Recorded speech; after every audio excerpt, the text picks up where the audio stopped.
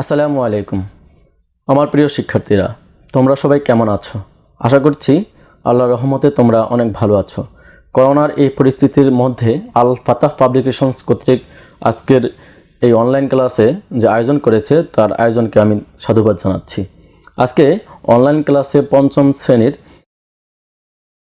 নির্বাচনী পরীক্ষার দিক নির্দেশনামূলক অনলাইন ক্লাসের আজকের তোমাদের সাথে আছি আমি মাহমুদুল হাসান, সিনিয়র শিক্ষক, তাহমিদুল উম্মাহ মাদ্রাসা, ডেমরা, ঢাকা। প্রথমত আমি যে পাঠটি নিয়ে আলোচনা করব সেটি হচ্ছে মাটির নিচে যে শহর।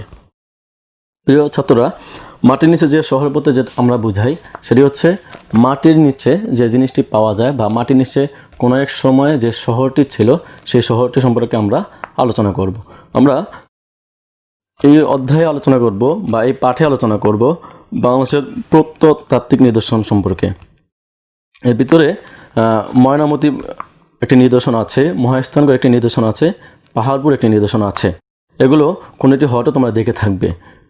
সেগুলো সবাই মাটির উপরে ঢিবির আকারে, তাই সহজে দূর থেকেই দেখা যায়। প্রিয় ছাত্ররা, আমরা এই মহাস্থান প্রত্নতাত্ত্বিক নিদর্শন সম্পর্কে আমরা প্রাথমিকভাবে ধারণা নিতে চাই। সেটা হচ্ছে প্রত্নতাত্ত্বিক কী। প্রত্নতাত্ত্বিক জিনিসটা হচ্ছে প্রাচীন আমলে রাজা বাদশারা বা শাসকেরা যে যে জিনিসগুলো ব্যবহার করত, যে যেই অট্টালিকা থাকতো, সেই জিনিসগুলো এখনকার আমলে আমরা পুরাতন হিসেবে যে জিনিসগুলো পাচ্ছি সেটিকে বলে প্রত্নতাত্ত্বিক নিদর্শন। প্রিয় ছাত্ররা, আমরা প্রত্নতাত্ত্বিক নিদর্শনের ইতিহাস সম্পর্কে জানব। মৃত্তিকা বিজ্ঞানীগণ, যাদেরকে বলে মাটি বিজ্ঞানী, মৃত্তিকা বিজ্ঞানীগণ বলেন এই অঞ্চলের মাটি বা যেখানে প্রত্নতাত্ত্বিক নিদর্শন পাওয়া যায় সেই মাটিগুলো হাজার হাজার বছরের পুরনো। আজ থেকে বহু বছর আগে আমাদের ভূপৃষ্ঠ এরকম ছিল না। খ্রিস্টপূর্ব 7 থেকে 6 শতকে বর্তমান গঙ্গা নদীর তীরে, যেটি ভারতে অবস্থিত, সুসভ্য মানুষের বসবাস ছিল। এখানে একটি সুন্দর নগরী ছিল। এখানকার নদী বয়ে গেছে পুরাতন ব্রহ্মপুত্র নদ। 1770 সাল পর্যন্ত ব্রহ্মপুত্র নদ ময়মনসিংহ পেরিয়ে নরসিংদী জেলা বেলাবো উপজেলার দক্ষিণ দিক থেকে প্রাচীন সোনারগাঁও নগরের পাশ দিয়ে প্রবাহিত হয়েছিল। ঠিক আছে। এরপরে 1897 সালে, যেটা আমরা মাঝে মধ্যে দেখি বিভিন্ন সময়ে বিভিন্ন দেশে বন্যা, ভূমিকম্প, নদী ভাঙনের সৃষ্টি হয়, সেরকমই 1897 সালে আমাদের এই দেশে অনেক বড় একটি বন্যা হয়েছিল। সেই বন্যার ফলে নদী, মাঠ, ঘাট, জনবসতি সব কিছুই উলটপালট হয়ে যায়, অনেক কিছুই আমাদের বদলে যায়। এই বদলে যাওয়ার পরে আমাদের নদীর পাড়ে জমি, ঘরবাড়ি, গ্রাম, রাস্তাঘাট সব কিছু ভেঙে যায়। আবার এক জায়গায় ভেঙে যাওয়ার পরে আরেক জায়গায় আমাদের বিস্তীর্ণ অঞ্চলে চর পড়েছে। 100 বছর থেকে এই চর গজিয়ে ওঠা, চর ভাঙা, এই জিনিসগুলো নিয়ে আমাদের চলে আসছে। তো এই চলে আসার মাঝখানে আমাদের মাটি চাপা পড়ে যায়। এই প্রাচীন আমলের যে নিদর্শনগুলো, সেই নিদর্শনগুলো হারিয়ে যায়। তো এই মাটি ঘুরে, এই হারিয়ে যাওয়া জিনিসগুলো মাটি ঘুরে আমরা আমাদের এই নরসিংদী জেলার শিবপুর উপজেলায় এই ওয়ারি বটেশ্বর গ্রামে এই প্রত্নতাত্ত্বিক নিদর্শনগুলো পাওয়া যায়। প্রত্ন নিদর্শনগুলো পাওয়া যায় কোথায়? নরসিংদীতে। তো ওয়ারি বটেশ্বর কোথায়? নরসিংদী জেলার শিবপুর উপজেলায় ওয়ারি এবং বটেশ্বর দুটি গ্রাম আছে, এই গ্রামে এগুলো দেখা যায়। এখন এটা আমাদের ঢাকা থেকে দূরত্ব কত? ঢাকা থেকে এই ওয়ারি বটেশ্বর 70 কিলোমিটার উত্তর পূর্বে নরসিংদীর বেলাবো এবং শিবপুরে অবস্থিত। এটি একটি প্রত্নতাত্ত্বিক স্থান। তো আমরা যেটা বলেছিলাম সেটা হচ্ছে ওয়ারি এবং বটেশ্বর, এই দুটা পাশাপাশি গ্রাম। এই পাশাপাশি গ্রাম হওয়ার কারণে ওয়ারি বটেশ্বরের নামে এই প্রত্নতাত্ত্বিক নিদর্শনটির নামকরণ করা হয়েছে। 1933 সালে ওয়ারি গ্রামে শ্রমিকরা মাটি খনন করে পাত্রে জমানো কিছু মুদ্রা পায়। এই মুদ্রাগুলো স্থানীয় স্কুল শিক্ষক, ওই এলাকার যে স্কুল শিক্ষক ছিল, এই স্থানীয় স্কুল শিক্ষক হানিফ পাঠানের কাছে জমা দেয় এবং সেখানে 20 থেকে 30টি মুদ্রা পাওয়া যায়। এবং এই মুদ্রাগুলো প্রাচীন আমলের এবং ভারতীয় উপমহাদেশের প্রাচীন রৌপ্য মুদ্রা ছিল। ঠিক আছে। এবং এই স্কুল শিক্ষক হানিফ পাঠান তার সন্তান হাবিবুল্লাহ পাঠানকে এই প্রাচীন যে নিদর্শনগুলো আছে সেই নিদর্শন সম্পর্কে সচেতন করে তোলেন। এবং 1955 সালে বটেশ্বর গ্রামের যে শ্রমিকরা ছিল, শ্রমিকরা কাজ করতো, সেই শ্রমিকরা 2টি লৌহপিণ্ড রেখে যায়। ঠিক আছে। এই লৌহপিণ্ডগুলো ত্রিকোণাকার ছিল আর একমুখী, চোখা ভারী ছিল। এই জিনিসগুলো হাবিবুল্লাহ পাঠান তার বাবাকে দেখান। বাবা দেখে এগুলো অনেক অভিভূত হয়ে পড়েন। তারপরে এগুলো দেখার পরে বাবা একটু সচেতন হন যে আরও কীভাবে কী করা যায়, আরও কীভাবে জিনিসগুলো আবিষ্কার করা যায়, মানুষকে কীভাবে জানানো যায়। তারপরে তিনি 1956 সালে উয়ারি গ্রামে কিছু অনেকগুলো ছাপাঙ্কিত রৌপ্য পান, মুদ্রা পান। এগুলো প্রায় 4000-এর মতো ছিল। তো তারপর 1974-75 সালে তিনি প্রচুর এই উয়ারি বটেশ্বর গ্রামে প্রচুর প্রাচীন নিদর্শন সংগ্রহ করেন। এই সংগ্রহ করে তিনি জাদুঘরে জমা দেন। তখনকার সময়ে আরও যে জিনিসগুলো পাওয়া যায় সেটি হচ্ছে ইটের স্থাপত্য, বন্দর, রাস্তা, গলি, পাথরের বাটখারা, কাচের পুঁটি, মুদ্রা ভাণ্ডার ইত্যাদি। তখনকার সময়ে বিশেষজ্ঞরা যে ধারণা করেছেন সে ধারণা হচ্ছে মাটির নিচে থাকা এই স্থানগুলো প্রায় 2500 বছরের পুরানো। এবং ঐতিহাসিকরা ধারণা করেছেন এই প্রত্নতাত্ত্বিক নিদর্শনগুলো ব্রহ্মপুত্র নদ হয়ে বঙ্গোপসাগরের মধ্য দিয়ে ব্যবসা বাণিজ্য চলতো, এবং এই ব্যবসা বাণিজ্যটা দক্ষিণ পূর্ব এশিয়া থেকে রোমান সাম্রাজ্য পর্যন্ত আমাদের যে উয়ারি বটেশ্বর গ্রাম আছে তার সাথে একটা যোগাযোগ ছিল। এবং উয়ারি বটেশ্বরের আশেপাশে আরও কিছু পুরাতন কিছু জায়গা পাওয়া গেছে। সেগুলো হচ্ছে রাঙার টেক, মন্দির ভিটা, জানখার টেক, টঙ্গীর টেক, এরকম প্রাচীন অনেক নিদর্শন পাওয়া যায়। অধ্যাপক সুফি মোস্তাফিজুর রহমানের ধারণা, তিনি বলেন এই স্থাপত্যগুলো প্রাচীন আমলে অনেক সুন্দর পরিকল্পনা এবং যথাযথ পরিকল্পনায় এই সুন্দর নিদর্শনগুলো তৈরি করা হয়েছে। এখানে মন্দির ভিটে আরও একটি বৌদ্ধ মন্দিরও আবিষ্কৃত হয়েছে। জানকার থেকে একটি বৌদ্ধ মন্দির সন্ধান পাওয়া গেছে। ক্রমে তোমাদেরকে আমি আরও কিছু প্রাচীন নিদর্শন সম্পর্কে তোমাদেরকে জানাবো। আমরা গল্পের পরে আমরা এখন শব্দার্থে যাব। এর পাশাপাশি আমরা শব্দার্থের সাথে আমরা বাক্য রচনায় যাব।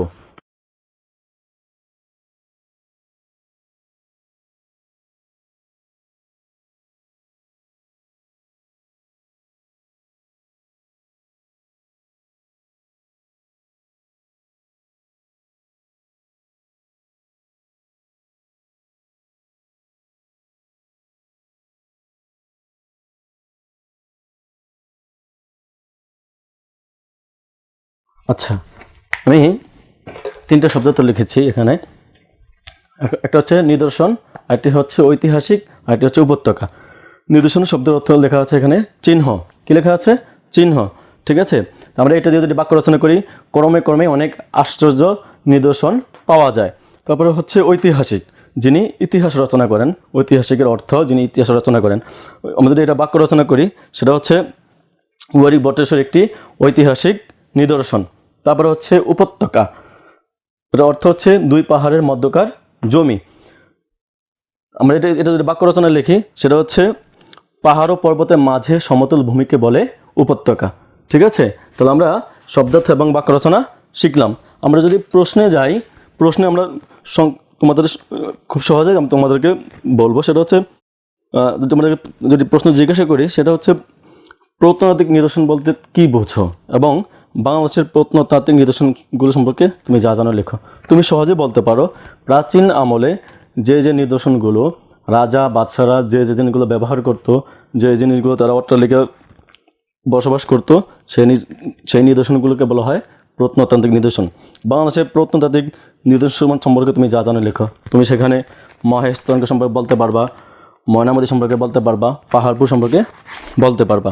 ঠিক আছে, তারপরে তোমরা সঠিক উত্তর যদি আমরা যাই, সঠিক উত্তরে তোমরা যদি প্রশ্ন আসে বা আমাদের এই যে রিডিংটা আছে আমাদের মাটির নিচে যে শহর, সেখান থেকে তোমরা যদি ভালো করে রিডিংটা পড়তে পারো তাহলে আমাদের সঠিক উত্তরটা পেয়ে যাবে। তারপর তোমাদেরকে আমি যেটা প্রশ্ন করি যে উয়ারি বটেশ্বরের প্রাচীন নিদর্শন সংগ্রহ করে কে জাদুঘরে জমা দেন? প্রশ্ন বাসায় আসতে পারে হাসিবুল্লাহ পাঠান, হাফিজুল্লাহ পাঠান, হাবিবুল্লাহ পাঠান, শরীফুল্লাহ পাঠান। তুমি খুব সহজেই তুমি যদি রিডিংটা পড়তে পারো তাহলে তুমি উত্তরটা দিতে পারবে হাবিবুল্লাহ পাঠান। এইভাবে তোমরা প্রথম পার্টটি তোমরা পড়বে। তারপরে আমি দ্বিতীয় যে পার্টটি সেটি হচ্ছে আলোচনা করব শিক্ষাগুরুর মর্যাদা। লিখেছেন কাজী কাদের নওয়াজ। আমরা প্রথমেই কবিতাটি আমরা পড়ব। আমরা 10 লাইন পড়ব, তোমরা 10 লাইন ভালো করে পড়ে নিবা। বাদশাহ আলমগীর কুমারে তাহার পরাইতো এক মৌলবী দিল্লির, একদা প্রভাতে গিয়া দেখেন বাদশাহ শাহজাদা এক পাত্র হস্তে নিয়া, ঢালিতেছে বাড়ি গুরুর চরণে, পুলকিত হৃদে আন্তনয়নে, শিক্ষক শুধু নিজ হাত দিয়া নিজেরই পায়ের ধুলি ধুয়ে মুছে সব করেছেন সাফ সঞ্চারী অঙ্গুলি। শিক্ষক মৌলবী ভাবিলেন আজি নিস্তার নাহি যায় বুঝি তার সবই। আমি তোমাদেরকে 10 লাইন বললাম। আমরা শিক্ষাগুরুর মর্যাদা সম্পর্কে বলবো, তার আগেই আমরা কাজী কাদের নেওয়াজ সম্পর্কে আমরা বলবো। কাজী কাদের নেওয়াজ একজন সাহিত্যিক, কবি এবং তিনি জন্মগ্রহণ করেছেন 1909 সালের 15 জানুয়ারি পশ্চিমবঙ্গের মুর্শিদাবাদে এবং মৃত্যুবরণ করেন 1983 সালের 3 জানুয়ারি। তিনি কবি কাজী কাদের নেওয়াজ প্রাথমিকভাবে সাব ইন্সপেক্টর পদে জয়েন করেছিলেন। পরে তিনি একটা প্রতিষ্ঠানের প্রধান শিক্ষক হন। আমরা এখন আলোচনা করব বাদশাহ আলম সম্পর্কে, খুব ছোট পরিসরে আলোচনা করব। তিনি মোগল সাম্রাজ্যের 6ষ্ঠ মোগল সম্রাট ছিলেন। তার বাবা ছিলেন শাহজাহান, মা ছিলেন মমতাজ এবং তিনি মোগল সাম্রাজ্যে 49 বছর শাসন করেছেন। আমরা এই শিক্ষাগুরুর মর্যাদা কবিতায় আমরা খুব সংক্ষেপে আমরা শিক্ষাগুরুর মর্যাদা কী সম্পর্কে আলোচনা করেছে সেটা নিয়ে আলোচনা করব। তো বাদশাহ আলমগীর তার যে সন্তান, তার সন্তানকে আরবি পড়ানোর জন্য তিনি তার বাসায় মৌলবী রেখেছেন। মৌলবী রাখতে গিয়ে সেই মৌলবী একদিন তার সন্তানকে তার পায়ে পানি ঢালিয়েছেন। তো ঢালতে গিয়ে তার সন্তান পানি যখন ঢালতে গিয়েছেন তখন এই বাদশাহ দেখে ফেলছেন। দেখে ফেলার পরে যখন মৌলবী দেখছেন যে আমাকে বাদশাহ দেখে ফেলছে, তখন মনের ভিতর তিনি অনেকটা ভয় পেয়ে গেছেন যে আর না জানি আমার কি হয় আজকে, ঠিক আছে। তখন তারপরে তিনি খুব ভীতু ছিলেন।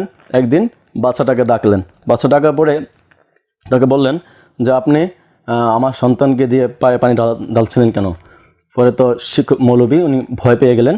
তারপরে তিনি অনেকটা ভয় পেয়ে যাওয়ার পরে বাচ্চা বললেন যে আপনি ভয় পাবেন না, আপনার ভয় পাওয়ার কোনো কারণ নেই। কারণ আপনি যে সন্তানকে শিক্ষা দিচ্ছেন, আপনি যে ছাত্রকে শিক্ষা দিচ্ছেন, সেই ছাত্র আপনার পায়ে পানি ঢালবে কেন? সেই ছাত্র আপনার পায়ে পানি ধুয়ে দিবে। আপনার ছাত্র যে শিক্ষাটা অর্জন করতে পারে না, ঠিক আছে, যদি এই অর্জনটা আপনি করতে পারতো তাহলে আপনার ছাত্র তার সার্থকতা খুঁজে পেত। এই কবিতায় আমরা যে জিনিসটা আলোচনা করতে পারি বা যে জিনিসটা আমরা জানতে পারি সেটা হচ্ছে সন্তান সম্পর্কে নৈতিকতা, মূল্যবোধ যে কথাগুলো আছে বা যে জিনিসগুলো আছে তিনি এই কবিতায় তিনি বুঝাতে চেয়েছেন। 2022 সালে দাখিল পরীক্ষার্থীদের জন্য বের হয়েছে আল ফাতাহ দাখিল পরীক্ষা প্রস্তুতি সিরিজ। আল ফাতাহ দাখিল পরীক্ষা প্রস্তুতি সিরিজ কিনলে রয়েছে 100টি আকর্ষণীয় পুরস্কার। আরবি দ্বিতীয় পত্র সহ যে কোনো 6টি বইয়ের কুপন পাঠিয়ে দাও আমাদের কাছে। অংশগ্রহণ করলেই নিশ্চিত পুরস্কার। অফারে অংশগ্রহণের শেষ সময় 31 ডিসেম্বর 2020। এছাড়া আমরা বলতে পারি শিক্ষা হচ্ছে একটি জাতির মেরুদণ্ড। সেই তার কাণ্ডারি হচ্ছেন শিক্ষক। তিলে তিলে নীরবে নিবৃত্তে এই শিক্ষক একটা আদর্শ জাতিকে তৈরি করেন এবং এই জাতীয় আকাঙ্ক্ষার একজন মেধাবী প্রজন্ম জাতি হিসেবে তৈরি করেন।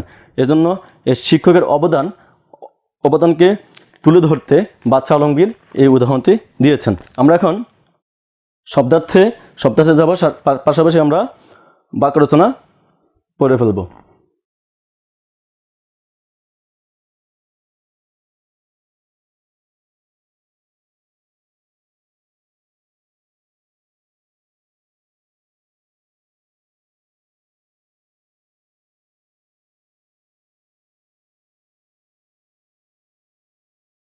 প্রিয় শিক্ষার্থীরা, আমরা 3টা শব্দতে লিখেছি, সেখানে আমরা শব্দতের পাশাপাশি বাক্য রচনা শিখবো। এখানে লেখা আছে কি বাড়ি, কি লেখা আছে বাড়ি, বাড়িও তো কি লেখা আছে পানি, ঠিক না? আমরা এটা যদি বাক্য রচনা লিখি যে বর্ষাকালে প্রচুর বাড়ি বর্ষণ হয়, ঠিক আছে। তারপরে হচ্ছে আমাদের যে শব্দটি সেটা হচ্ছে শিরও তো এখানে কি লেখা আছে মাথা, ঠিক আছে। তারপর আমরা এটাকে যদি খুব সহজে বাক্য রচনা করি সেটা হচ্ছে অন্যায়ের কাছে কখনো শির নত করব না। তারপরে হচ্ছে কুর্নিশ, মাথা নত করে অভিবাদন করা, ঠিক আছে। তারপর আমরা এটাকে যদি বাক্য রচনা করি সেটা হচ্ছে উজির বাচ্চাকে কুর্নিশ করলেন, ঠিক আছে। তোমরা তাহলে এখান থেকে যে শব্দার্থগুলো আছে বা বাক্য রচনাগুলো আছে পড়ে নিবা, ঠিক আছে। আমরা তাহলে প্রশ্নে যাব। সহজ করে যদি আমরা বলি সেটা হচ্ছে বাদশাহ আলমগীর পুত্রকে কে পড়াতেন? আমরা বইয়ের ভিতরে বা আল ফাতাহ গাইডের ভিতরে বিস্তারিত দেওয়া আছে।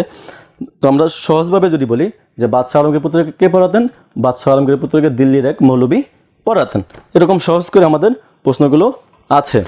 এছাড়া আমাদের এখান থেকে সঠিক উত্তর আছে, সেই সঠিক উত্তরগুলো আমাদের খুব সহজে বের করি আমাদের জন্য খুব সহজ হবে। যে বাদশাহ আলমগীরকে শিক্ষক ভয় পেলেন কেন, কী কারণে, এরকম সঠিক উত্তর আমরা জানতে পারবো। ঠিক আছে, তাহলে আমরা মাটির নিচে যে শহর, শিক্ষকের মর্যাদা, এই দুটি পাঠ সম্পর্কে আমরা জানতে পারলাম। আমরা সর্বশেষ যে পাঠটি আছে ভাবুক ছেলেটি, সে পাঠটি সম্পর্কে আলোচনা করব। যে ভাবুক ছেলেটি, এটা মূলত আমাদের বাংলাদেশের একজন বড় বিজ্ঞানী জগদীশ চন্দ্র বসু সম্পর্কে আলোচনা করা হয়েছে। সে জগদীশ চন্দ্র বসু হচ্ছে আমাদের বাংলাদেশে অনেক বড় একজন বিজ্ঞানী, যিনি বেতার, টেলিভিশন, রাডার সহ বিভিন্ন অন্যান্য জিনিসগুলোর আবিষ্কার করেছেন এবং উদ্ভিদ ও প্রাণীর মধ্যে যে মিল আছে এবং গাছে উদ্ভিদের যে প্রাণ আছে সে সম্পর্কে তিনি আলোচনা করেছেন। আমরা খুব সংক্ষেপে তার সম্পর্কে আমরা আলোচনা করব।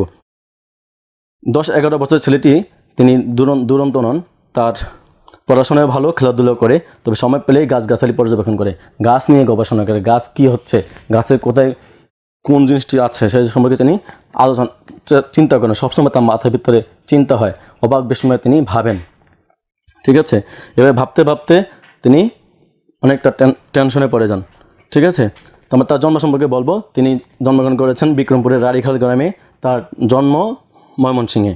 1858 সালের 30 নভেম্বর তিনি জন্মগ্রহণ করেন এবং 1874 সালে তিনি এসএসসি পাস করেন এবং 1878 সালে এফএ পাস করেন।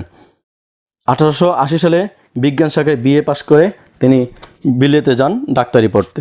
তো ডাক্তারি পড়তে গিয়ে তিনি আরও কিছু নতুন নতুন যে মানুষ আছে বা নতুন নতুন যে নাগরিক আছে তাদের সাথে পরিচিত হতে গিয়ে তিনি অনেক কিছু জানতে পারেন।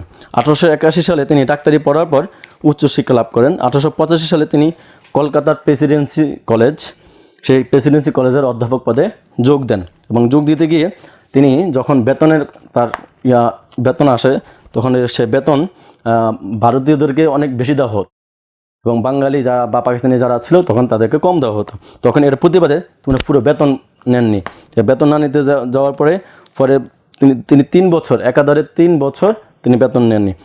শেষ পর্যন্ত যখন তিনি বেতন নেননি, এই জিনিসগুলো যখন সরকারের কাছে, ইংরেজ সরকারের কাছে এই তথ্য যায়, তখন তথ্য যাওয়ার পরে তার চাকরি স্থায়ী করে দেয় এবং তার পুরো 3 বছরের বেতন দিয়ে দেয় এবং লন্ডন বিশ্ববিদ্যালয় তাকে সাথে সাথে ডিএসসি ডিগ্রি প্রদান করে। আচ্ছা, এখন আমরা যে বিষয় সম্পর্কে জানবো সেটি হচ্ছে জগদীশ চন্দ্র বসু কী কী জিনিসগুলো আবিষ্কার করেছেন। তবে জগদীশ চন্দ্র বসু নানা বিষয় নিয়ে গবেষণা করেছেন। এর ভিতরে তিনি সবচেয়ে বেশি যে জিনিসটা করেছেন সেটি হচ্ছে গাছের প্রাণ আছে। গাছের প্রাণ আছে এই জিনিস নিয়ে তিনি আলোচনা করেছেন এবং 1895 সালে তিনি অতি ক্ষুদ্র তরঙ্গ সৃষ্টি আবিষ্কার করেন। বেতার, টেলিভিশন, রাডার সহ অন্যান্য জিনিসগুলো আবিষ্কার করেন। তার যে বক্তৃতা, বিভিন্ন সময় তিনি বিভিন্ন বিশ্ববিদ্যালয়ে বক্তৃতা দিতেন। এই বক্তৃতা দিতে গিয়ে তিনি তার বক্তৃতা শুনে, পাণ্ডিত্যপূর্ণ বক্তব্য শুনে তাকে বৈজ্ঞানিক অলিভার লজ এবং লর্ড ক্যালভিন তাকে অধ্যাপনা করেছেন, আবেদন জানান বা আমন্ত্রণ করেন। ঠিক আছে, তার এই অধ্যাপনা, তার এই আশ্চর্য আবিষ্কার দেখে বিজ্ঞানী আইনস্টাইন বলেছিলেন, জগদীশ চন্দ্র বসু প্রত্যেকটি আবিষ্কার বিজ্ঞান জগতে একটি বিজয়ী স্তম্ভ। বুঝতে পেরেছ? তাহলে তার সঙ্গে আমরা খুব সহজে আমরা জানতে পারছি যে তিনি কত মানের একজন বিজ্ঞানী ছিলেন এবং তার এই বিজ্ঞানে তার আবিষ্কারের ফলে 1915 সালে ব্রিটিশ সরকার তাকে নাইট উপাধি দেয়। তার উপাধি সহ নাম হয় স্যার জগদীশ চন্দ্র বসু। ঠিক আছে, তারপরে তিনি যখন এই জিনিসগুলো তিনি আবিষ্কার করার পরে যখন তিনি দেশে আসেন, তখন 1935 সালে তাকে ঢাকা বিশ্ববিদ্যালয় থেকে ডিএসসি ডিগ্রি প্রদান করা হয় এবং তিনি 1937 সালের 23 নভেম্বর তিনি ভারতের গিরিডিতে মারা যান। ঠিক আছে, তাহলে আমরা জানতে পারলাম যে একজন বাঙালি হয়ে তিনি উদ্ভিদে প্রাণ আছে, অতি ক্ষুদ্র তরঙ্গ সৃষ্টি তিনি আবিষ্কার করেছেন। ঠিক আছে, আচ্ছা, তাহলে আমরা এই ভাবুক ছেলেটির অধ্যায়ে আমরা কিছু বিষয় সম্পর্কে আলোচনা করব। সেটা হচ্ছে পর্যবেক্ষণ। ঠিক আছে, আমরা যে বিষয় আলোচনা করবো সেটা হচ্ছে শব্দার্থ পর্যবেক্ষণ। পর্যবেক্ষণ অর্থ হচ্ছে কোনো কিছু বা প্রাকৃতিক ঘটনা আড়াল করে দেখা। গিরিডি ভারতের একটি রাজ্যের নাম। এরকম আরও অনেক শব্দার্থ আছে, তোমরা বই থেকে পড়ে নিবা শব্দার্থগুলো। আচ্ছা, আমি তোমাদেরকে দু একটা বাক্য রচনা বলছি, সেটা তোমরা দেখতে পারো। সেটা হচ্ছে পাণ্ডিত্যপূর্ণ যদি একটা বাক্য রচনা আসে সেখানে তোমরা লিখতে পারবা যে স্যার জগদীশ চন্দ্র বসুর পাণ্ডিত্যপূর্ণ বক্তব্য শুনে ব্রিটিশ সরকার তাকে অধ্যাপনা করার জন্য আবেদন জানান। তারপরে দুরন্ত, তুমি লিখতে পারো ভাবুক স্যার জগদীশ চন্দ্র বসু ছোটোবেলায় কোনো দুরন্ত ছাত্র ছিলেন না, এভাবে তোমরা প্রশ্নগুলো লিখতে পারো। এর পাশাপাশি তোমাদের আরেকটি প্রশ্ন সম্পর্কে আলোচনা করবো, সেটা হচ্ছে তোমাকে যদি আমি জিজ্ঞাসা করি যে ভাবুক ছেলেটি কে ছিলেন, তুমি খুব সহজে বলতে পারবা যে ভাবুক ছেলেটি ছিলেন স্যার জগদীশ চন্দ্র বসু। ছোটোবেলায় তিনি কী করতেন, কী নিয়ে ভাবতেন? তিনি ভাবতেন গাছপালা, গাছের কোথায় প্রাণ আছে, গাছ কীভাবে কাটা হয়, কাটলে কীভাবে কষ্ট পায়, কীভাবে আনন্দ পায়, এই জিনিসগুলো নিয়ে তিনি সবসময় চিন্তা করতেন। ঠিক আছে, তাহলে আজকে আমরা যে বিষয়গুলো নিয়ে আলোচনা করলাম সেটা হচ্ছে মাটির নিচে যে শহর, তারপরে হচ্ছে শিক্ষাগুরুর মর্যাদা এবং ভাবুক ছেলেটি নিয়ে আমরা আলোচনা করেছি। তোমরা এই আলোচনা করার ফাঁকে আমরা শব্দার্থ, বাক্য রচনা, প্রশ্ন, সঠিক উত্তর এবং ডান বাম আছে, সেই ডান বামগুলো নিয়ে আলোচনা করেছি। প্রিয় শিক্ষার্থীরা, আমরা যে বিষয় সম্পর্কে আমরা তোমাদেরকে আলোচনা করেছি, আজকের তোমাদের পঞ্চম শ্রেণীর বাংলা বইয়ে 3টি পাঠ সম্পর্কে আলোচনা করেছি। একটি হচ্ছে মাটির নিচে যে শহর, দ্বিতীয়টি হচ্ছে শিক্ষাগুরুর মর্যাদা, তৃতীয়টি হচ্ছে ভাবুক ছেলেটি। আমরা মাটির নিচে যে শহর সে পাঠে আমরা প্রথমে শব্দার্থ নিয়ে আলোচনা করেছি, পরে আমরা বাক্য রচনা নিয়ে আলোচনা করেছি, তারপরে আমরা আমাদের প্রশ্ন নিয়ে আলোচনা করেছি, তারপরে আমরা আমাদের সঠিক উত্তর নিয়ে আলোচনা করেছি। তারপরে পাঠে আমরা শিক্ষাগুরুর মর্যাদা সম্পর্কে আলোচনা করেছি। শিক্ষাগুরুর মর্যাদায় আমাদের কি বোঝানো হয়েছে, মূল ভাব কি, সারাংশ কী, বা আমরা কি জেনেছি সে সম্পর্কে আমাদের আলোচনা করা হয়েছে। তারপরে আমরা শিক্ষাগুরুর মর্যাদা কবিতায় আমাদের শব্দার্থ সম্পর্কে জেনেছি আমরা, তারপরে বাক্য রচনা সম্পর্কে জেনেছি, প্রশ্ন সম্পর্কে জেনেছি এবং সঠিক উত্তর সম্পর্কে জেনেছি। এর পাশাপাশি সর্বশেষ যে আমাদের পাঠটি সেটি হচ্ছে ভাবুক ছেলেটি। এই ভাবুক ছেলেটি পাঠে আমরা স্যার জগদীশ চন্দ্র বসু কী জিনিস নিয়ে আবিষ্কার করেছেন, কী জিনিস আমাদের দেশের জন্য কী জিনিস তিনি তৈরি করে নিয়ে এসেছেন, সেই জিনিসগুলো নিয়ে আমরা আলোচনা করেছি। তোমরা আজকে তোমাদের যে পড়াগুলো আমরা নিয়ে আলোচনা করেছি সে পড়াগুলো তোমরা বাসায় পড়ে আমাদের ফেসবুক পেজ অথবা হোয়াটসঅ্যাপে তোমরা পাঠিয়ে দিবে, এবং তোমাদের যদি এর বেশি সহযোগিতা প্রয়োজন হয় সেক্ষেত্রে তোমরা আল ফাতার ইবতেদায়ী শিক্ষা সমাপনী পরীক্ষা ভলিউম 2 গাইডটি তোমরা অনুসরণ করতে পারো। প্রিয় শিক্ষার্থীরা, এই করোনাকালীন এই দুর্যোগপূর্ণ সময়ে তোমরা নিজেদেরকে ঘরে থাকছো। এই ঘরে থাকার ফলে তোমরা সবচেয়ে বেশি সময় পাচ্ছ। এই বেশি সময় পাওয়ার ফলে তোমাদের সবচেয়ে বেশি পড়াশোনার সুযোগ তোমাদের তৈরি হচ্ছে। এই সুযোগকে তোমরা কাজে লাগিয়ে দেশের সেবায় আগামী দিনে তোমরা কাজে লাগাতে পারবে, এবং তোমাদের সামনে যে প্রাথমিক শিক্ষা সমাপনী পরীক্ষা রয়েছে সেই সমাপনী পরীক্ষায় তোমাদের ভালো করতে হলে এখনই কিন্তু তোমাদের পড়ার টেবিলে বসে যেতে হবে। পড়ার টেবিলে যদি না বসতে পারো তোমাদের ভবিষ্যতে আরও খারাপ কিছু অপেক্ষা করবে। তাই তোমরা এখনই পড়ার টেবিলে বসে নিজেদেরকে যোগ্য নাগরিক হিসেবে গড়ে তুলতে টেবিলে বসে দাও। টেবিলে বসে পড়ার জন্য তোমরা নিজেদেরকে তৈরি করো, এবং সচেতন থেকে, সাবধান থেকে এই করোনাকালীন এই সময়ে নিজেদের সর্বোচ্চ সতর্কতার সহিত নিজেকে রেখে নিজেদের পড়াশোনা চালিয়ে যাবে, এই আশাবাদ ব্যক্ত করে আজকের পঞ্চম শ্রেণীর বাংলা ক্লাস এখানেই শেষ করছি। আসসালামু আলাইকুম ওয়া রাহমাতুল্লাহি ওয়া বারাকাতুহু।